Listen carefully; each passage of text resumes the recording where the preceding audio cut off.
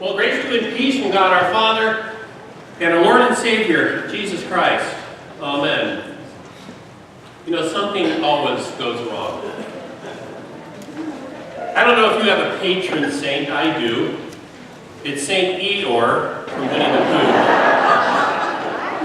And I'm convinced something always goes wrong. Maybe it's something that you fear the greatest, or maybe it's just knowing something could happen that you have no idea that it's going to happen. So when I meet with couples who are planning to get married, I tell them that. It's usually the last session that I have with them before the wedding, and I say something like, or ask the question, what's the worst thing that can happen on your wedding day? Or maybe I'll put it this way, I'll say something like, so what are you worried about for your wedding? And I say it because weddings are tricky. I mean, they could lead to any sort of issue or problem.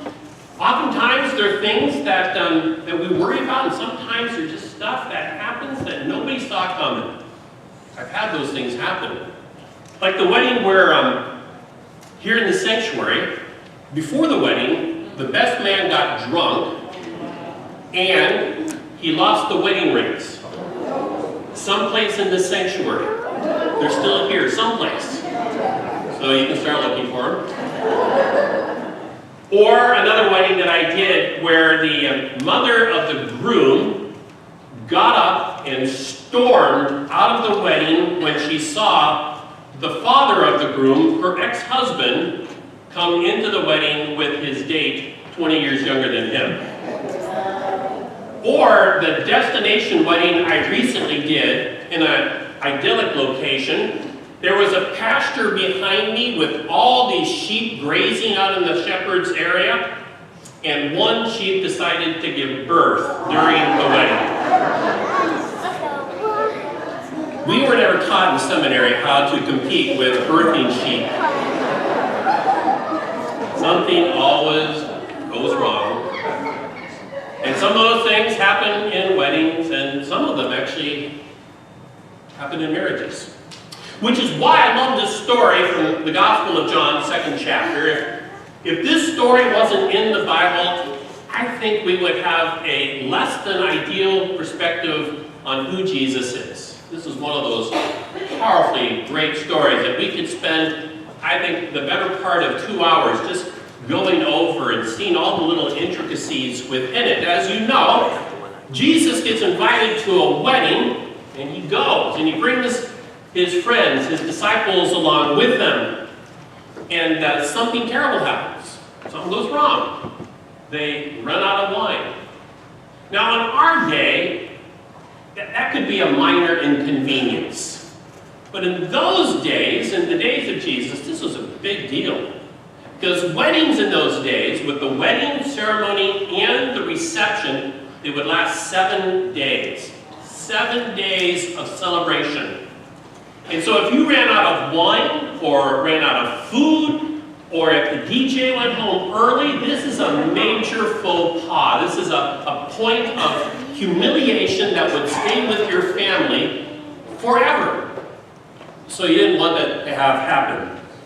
And Mary, Jesus' mother, jumps into action. Now why she does, we have no idea, but she acts like the hostess of this wedding. And she gives her son the responsibility of coming up with some alternative to this problem of no wine. It's probably reasonable to think that the purpose or the reason that they ran out of wine is that Jesus brought his disciples with them, who probably are the very first wedding crashers of all time. So something goes wrong, and Jesus takes care of the problem. I know it's tempting as a preacher sometimes to say that Jesus is the answer to the problems that we face in life. Because we pastors have a tendency to oversimplify the reality of which so many people live with. And we say stuff like, well, if you just had Jesus as a part of your life, your marriage, your family, your work, whatever, then these little things that happen, they wouldn't be big deals if you just had Jesus. That's probably a rather shallow perspective of not only the problems you deal with, but it might also be a shallow reflection of the way that God wants to work in our lives. So let's talk about reality. A reality that you know extremely well. You have heard, and statistics continue to support, that roughly 40 to 50% of marriages end in divorce. That's been a steady number for the last 20, 25 years. 40 to 50% of marriages end in divorce. Maybe more significantly to our conversation this morning, according to a study that was commissioned by the Roman Catholic Commission of Bishops, 63.1% of married men and 60.7% of married women say that they are very happy in their marriage. That's the positive. Flipping those numbers over, looking at from the other side, it simply indicates that 36% or 36.9% of married men and 39.3% of married women would say that they are less than satisfied in their marriage. So, roughly 40% of the population who are married aren't happily married. So what happened? Nobody I've ever known has entered into marriage thinking this is a bad idea. Most people, even those who have had stormy past relationships and maybe even engagements that didn't go really well, still feel like there's hope and enter into marriage with the sense that this is going to be okay. But somewhere along the line, conflict happens, poor choices get made, and problems erupt, and people find themselves at an unhappy point at which they never thought they'd get to. So this morning I want to do something that's maybe a step outside of a scriptural reflection, hope to make some ties, but it's from the perspective of somebody who's been married for 36 years, which is not a long time, against at least the backdrop of some of you who've been married like 80, 90 years. But maybe more importantly, from the perspective of 30 years of ministry, where I've been meeting with couples getting ready for their weddings, and then meeting with couples who have struggled in their marriages. And these are the things that I have watched couples not do really well, believing that if they would just learn a few things about their relationships, about what they invest into those relationships, things could be a whole lot better. But never perfect, right? I mean, we're never going to be in perfect relationships, whether that's a married relationship or a relationship with our children or our parents or our best friends. There are always going to be rocky moments, never perfect, but always possibly better. And that's the focus in which we live with. The first thing I want to share with you, you understand this, you've heard this before, but the only person you can change is you. Right? You can't change anybody else, as hard as you might try. I once had a pastor say to me, he said, you know where the problem starts? He said it generally starts at the back of the church just before the wedding, where the bride starts walking in with the father, and what does she see? Well, she sees an aisle, and then she sees an altar, and then she hears music, a hymn. Aisle, altar, hymn.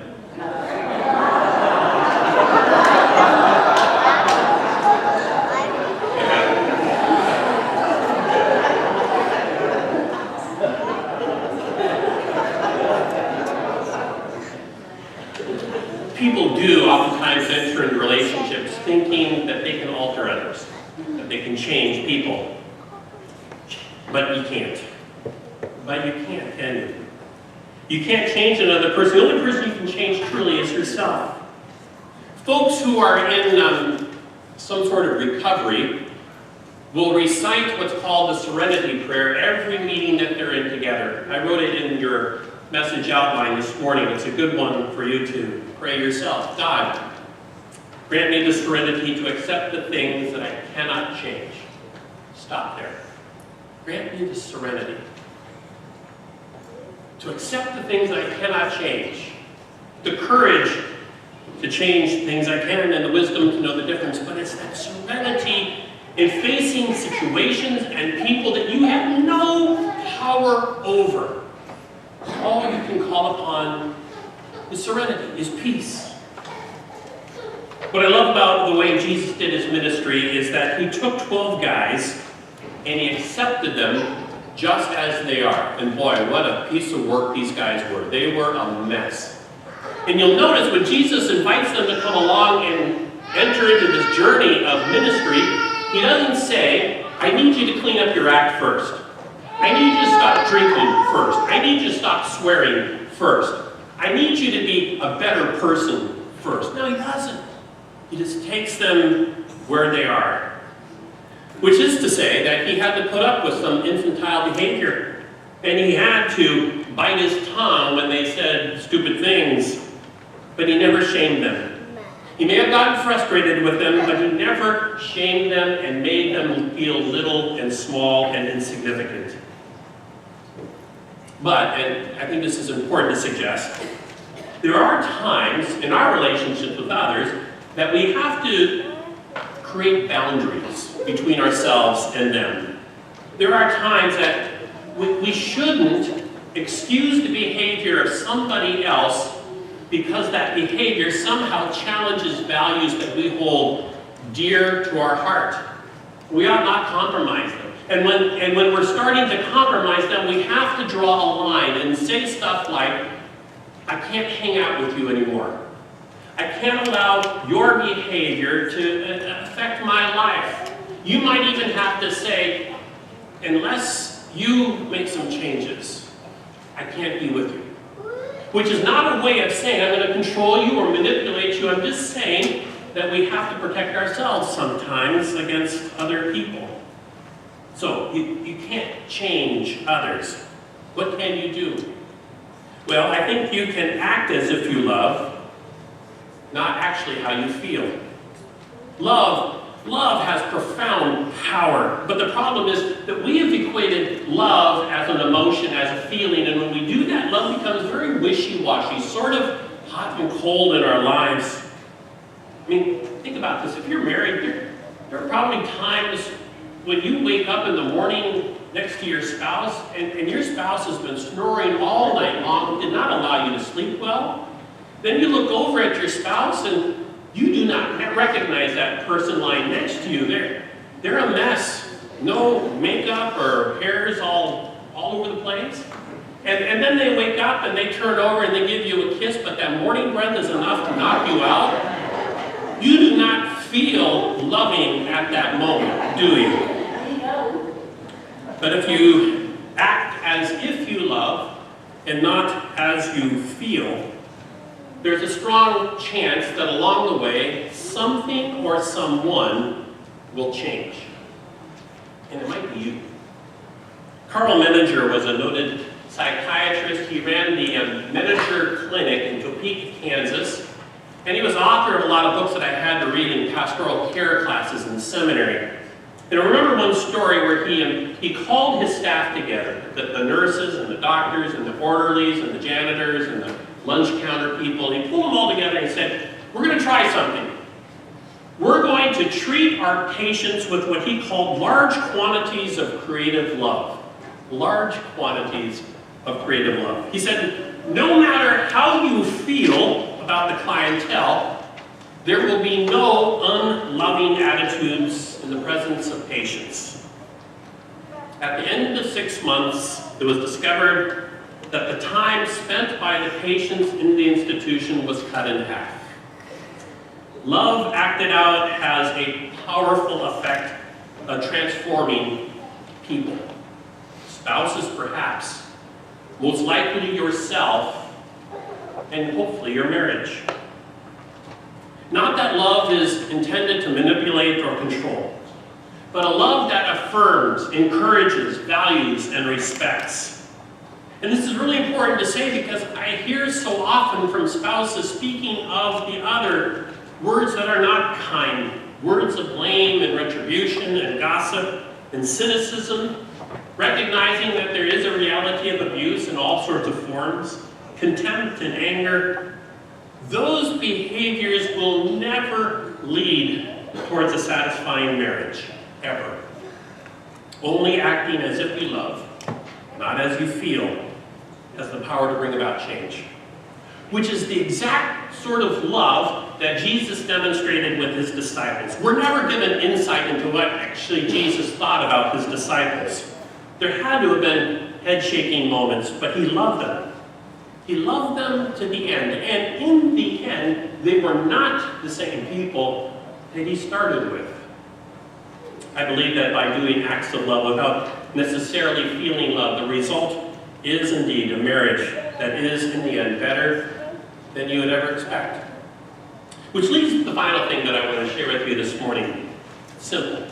Be together. Be together. Just be together. Not necessarily of one mind. Not necessarily in agreement in your opinions. Not necessarily in agreement in politics or anything else. Just physically be together.